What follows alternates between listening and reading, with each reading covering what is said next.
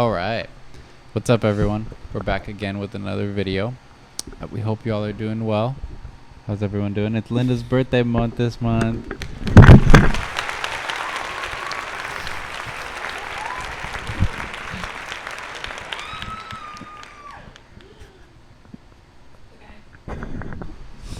Yeah, it's her birthday month. Roll that intro.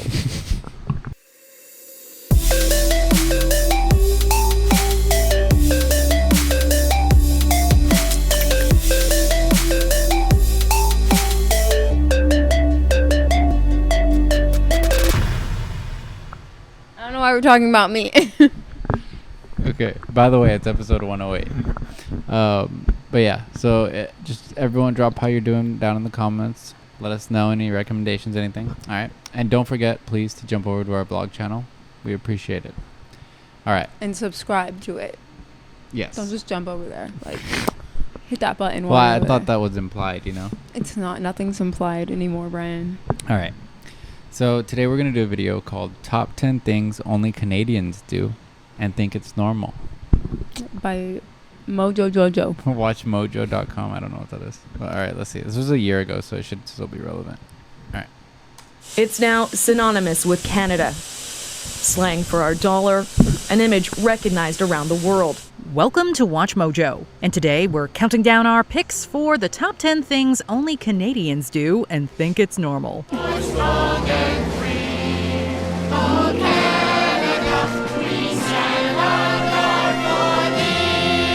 I sung that in Girl Scouts because our country for my troop was Canada. No way. Yeah. For this list, we're looking at aspects of Canadian culture that may appear unusual in other parts of the world, but are completely normal in the Great White North. And I should know, I am Canadian.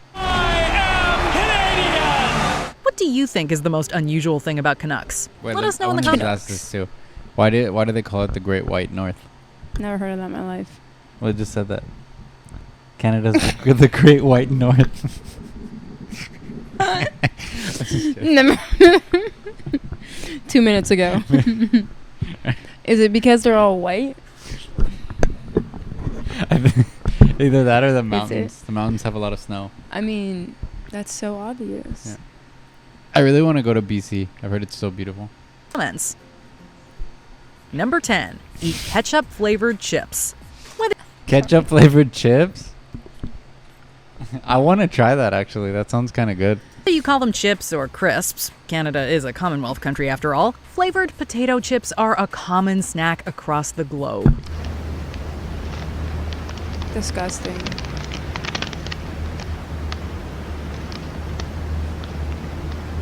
From barbecue to bacon, plain, rippled, or even dill pickle, the flavors of this popular snack run the gamut. However, one flavor is notoriously famous for being available almost exclusively try in that. Canada. Ketchup. That is nice.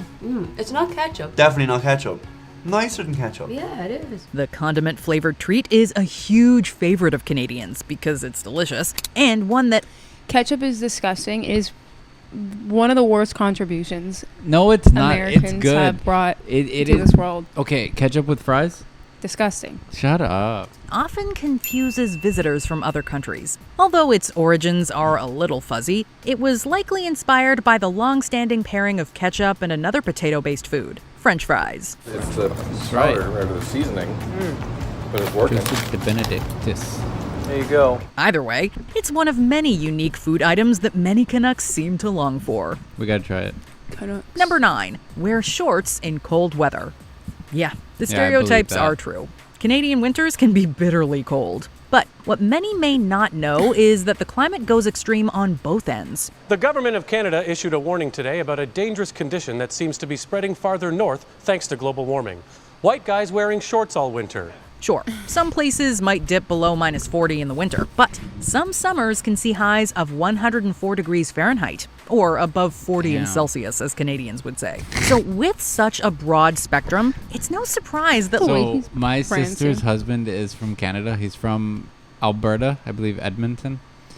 And yeah, he's so calm in the cold. Like he can wear shorts. It doesn't bother him at all. But obviously they grew up with like bone chilling weather. I'd rather wear shorts in the snow than a t-shirt. Oh, you're I saying don't think that I'd get as cold, on your legs yeah, waist down as I do waist up. because of your hairiness? Yeah, I have I'm just got kidding. some, yeah, hairy legs. Keep 'em Locals warm. have acclimated to drastic changes in temperature, so much so that it's fairly common to catch someone wearing shorts that you'd likely associate with the way warmer he weather bops in the around winter. though. It's minus 20 out there today. Why, in good heavens, are you in shorts?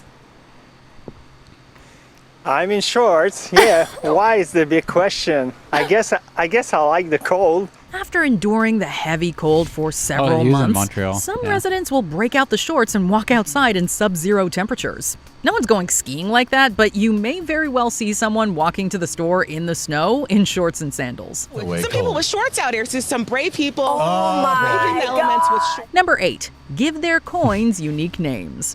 In 1987, a gold-colored coin was introduced to eventually replace the Canadian $1 bill. Dollar coins will replace the bills that are now stuffed into fare boxes, reduce the number of quarters we have to carry around, and save Canadian transit authorities $2 million annually. Slightly larger than a quarter, the $1 coin depicts Queen Elizabeth II on one side, and on the other is a bird seen widely across the country, the loon. Oh Hen- yeah, I forget the.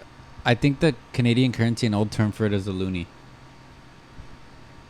I believe so. Correct me if I'm wrong, but I'm pretty sure. Its cute nickname, Looney. There you go. In 1996, There you the $2 bill was also replaced with a coin that received its own moniker, the Toonie, as in the number 2 and the Looney, even though it has a polar Thanks. bear on it. Introducing Canada's new $2 coin. Change that counts. Among Canadians, these two coins and their unique names are quite treasured. It's federal currency, and you people talk about it like it's a Hanna-Barbera character. In fact, at the 2002 Winter Olympics, a lucky loonie was hidden under the ice where both the Canadian men's and women's hockey teams won their gold medals. It became a piece of Canadian lore after a loonie was hidden at center ice at the 2002 Salt Lake Winter Olympics as a good luck charm. Wow. Have you ever heard of a more Canadian story than that? Number 7. Put Clamato in Bloody Marys. Should you travel anywhere in Wait, the world and isn't walk... that how they're made? That's how I thought they were made. Yeah, I thought that's how Or they're like made. V8 juice or something. V8 juice I is don't like- disgusting. I don't like Bloody Marys. I like micheladas though. Yeah, like we use the Clamato, Clamato, yeah. and the Michelada. into a bar and ask for a Bloody Mary, the bartender is likely to serve you a tomato juice-based cocktail. A little bit of lemon juice really helps pick up the flavors in that. And that's a simple way of making a simple Bloody Mary. But for Canadians, their red drink is known as a Bloody Caesar and has one distinguishing difference from its counterpart, clam broth. Instead of tomato juice, Canadians use a mixture of both tomato juice and clam broth, known most famously as Clamato. Really grabbed Canada by storm, and you see this drink everywhere that Canadians get together. A signature cocktail, the Caesar is almost as common in Canadian bars as any of the high-powered beers the country is known for. So next time you're above the 49th parallel and looking for a zesty beverage, try replacing your Bloody Mary with a Caesar, and that your sounds taste better buds than the will V8 thank you. juice. That's Yeah. good. I haven't had one of those like in a. But I remember one of my friends' dad would put like Tabasco sauce in it Yeah. or something. Yeah. Interesting. Quite a long time, I must say. Really good. Number 6. Send letters to Santa, who lives there. Every year, countless kids send letters to Santa Claus hoping to get their favorite toys for Christmas. 4-year-old Gavin isn't taking any chances. Wait, He's send going letters? straight. I would never send a letter. We would do like just put the cookies and milk out. You never, like your parents ever pretended they were mailing a letter for you? No, they just said to put the cookies and milk out. And then one night, I walked down and my sisters were like, "Santa's not real," you see? Like 'cause they showed me my parents putting the. That's pure evil. To Santa with his list of Christmas wishes. Yes, lots of toys. You want lots of toys from Santa? For Canadian youngins, it's even easier given that Santa's address is actually in Canada. It even has its own special postal code, HOH-OHO. Kids, and kids at heart, can send letters addressed to the North Pole in Canada and are guaranteed to receive a reply. How does he do it? What? That's pretty But cool. it's probably not all that hard for a guy who taught reindeer how to fly. Whether the North Pole is actually in Canada is currently under debate. But that certainly hasn't stopped thousands of kids from sending letters every year. The country's national mail carrier, Canada Post, makes use of volunteers, or Santa's elves, if you will, to help keep this program active year after year. So Canada Post has hired some special letter carriers to help out. They have lots of experience making deliveries, and they definitely know the way to the North Pole. That's like hey, there's Rudolph. to the bit. Yeah, The that's kind guys of cool now. though. Number 5. Make unencumbered visits to Cuba. Contrary to popular belief, residents of the United States are actually allowed to travel to Cuba if you're willing to jump through a series of hoops to get there. But due to the U.S. embargo on Cuba, tourism hasn't been permitted for years. The U.S., fearing communism's expansion, sets up the embargo to strangle Cuba's economy. Canadians, however, have not had any such restrictions. Cuba is often cited as one of the most popular destinations for Last year. But I do know because like a lot of other people from other countries, they do go to Cuba, and I see a lot of vlogs and I've stuff seen in people Cuba. from here go to They Cuba. do also, yeah, but I think you have to go through Like more of she a was saying, process, yeah. Canadians who wish to escape the cold winter months. Canadians enter and leave Cuba at twice the rate of any other nationality, including Cubans themselves, which gives some idea of just how dominant they are in the Cuban tourist market. Most major airports have direct flights, and countless inexpensive, all-inclusive packages have made it easy for Canadians to enjoy beaches, sun, and, if interested, cigars in this Caribbean destination. Beautiful. Blending the traditions of Spain, Africa, and its native people. Yeah, I think a lot of the reality is I think a lot of the locals there are in poverty. It's like Yeah. because the government I think really doesn't help them at all. Yeah, I mean, Yeah. a lot of countries, unfortunately, are like that. Yeah. And lit by the fires of independence and revolution, the aromas, textures, and flavors of this Caribbean nation are like no other. Number 4. Celebrate Thanksgiving in October. A holiday to celebrate the harvest is fairly common around the world. But in modern media, we often hear about American Thanksgiving in November and the Black Friday sales and chaos that follow. Well, turkey's burnt. Potatoes are ruined, potatoes are ruined, potatoes are ruined. For Canadians, the same Thanksgiving holiday is actually celebrated in October. Oh, right, I forgot. You guys are weird. You pronounce the word out. Seemingly originating in 1579 during Martin Frobisher's excursion to find the Northwest Passage, it slowly evolved as the years passed, often dubbed Canadian Thanksgiving to distinguish it from its U.S. counterpart.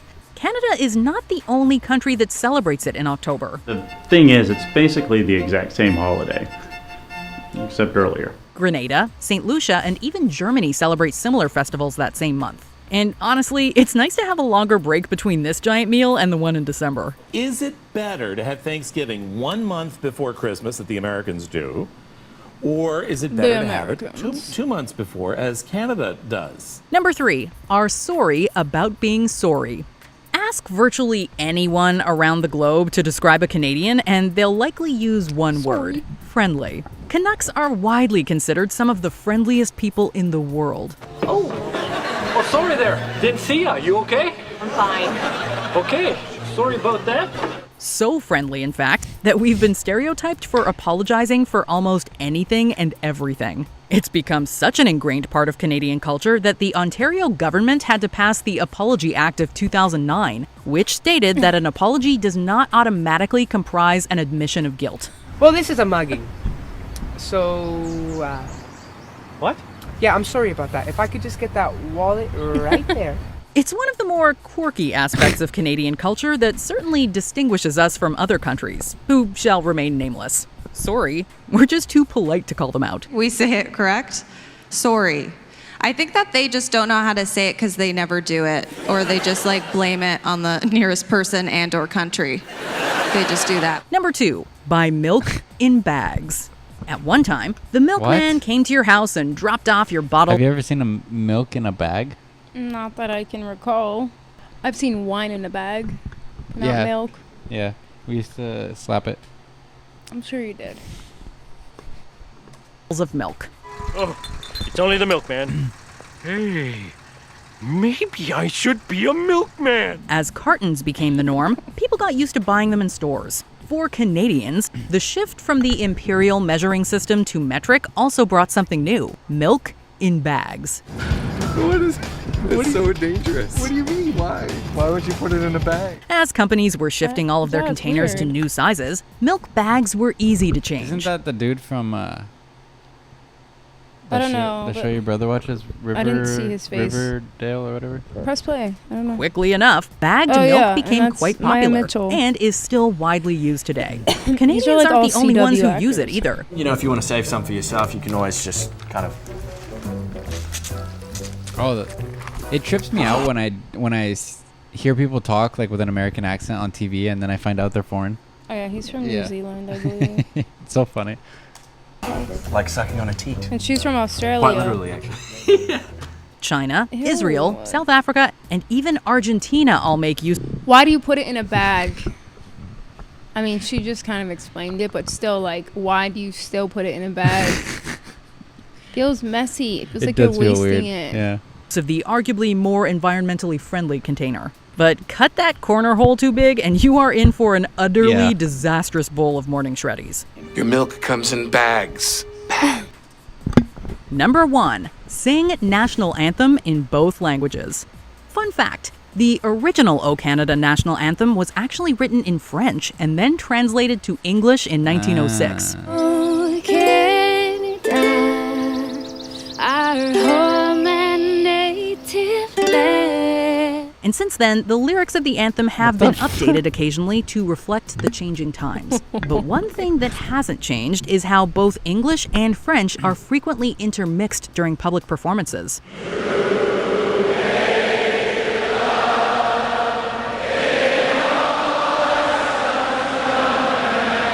Well, they're in Often Toronto, sung at sporting so, and yeah. other major events, it is fairly common for some portions of the anthem to be sung in English, then switch to French or vice versa, and then back several times. I like to call this the hockey version.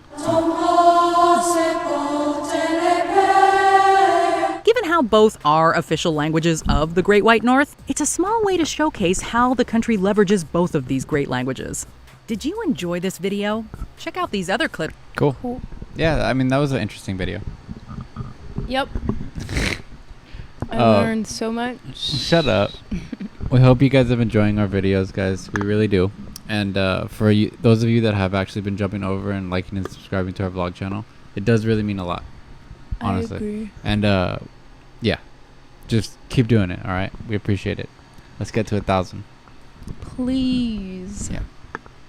All right. And if you're Canadian, let us know if any of those were a bit dramatic. And or what they if- left out too.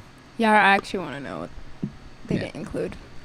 All right, everybody, have a good weekend, week, and day, and Life. night, and All right, we'll see you next time, guys. Bye. Bye.